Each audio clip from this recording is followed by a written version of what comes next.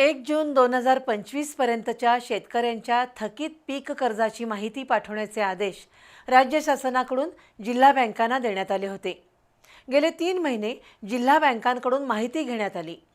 पीक कर्जाची थकबाकी आणि गेली 4 वर्ष नियमित कर्जाची परतफेड करणाऱ्या शेतकऱ्यांची माहिती राज्य सरकारने घेतली आहे। त्यातून राज्याच्या आगामी अर्थसंकल्पीय अधिवेशनात पीक कर्जमाफीची घोषणा होण्याची शक्यता आहे।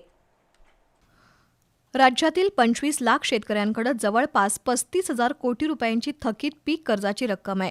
हे पीक कर्ज माफ व्हावं अशी शेतकऱ्यांची मागणी आहे। त्याचा अभ्यास करण्यासाठी शासनाने श्रीकर परदेशी यांची समिती नियुक्त केली आहे। या समितीकडे 1 जून 2025 पर्यंतच्या थकीत पीक कर्जाची माहिती जिल्हा बँकांनी सादर करावी असे आदेश राज्य शासनाने दिले आहेत। कृषी मंत्री दत्तात्रय भरणे यांनीही अलीकडेच शेतकऱ्यांना पीक कर्ज माफीचे संकेत दिले आहेत।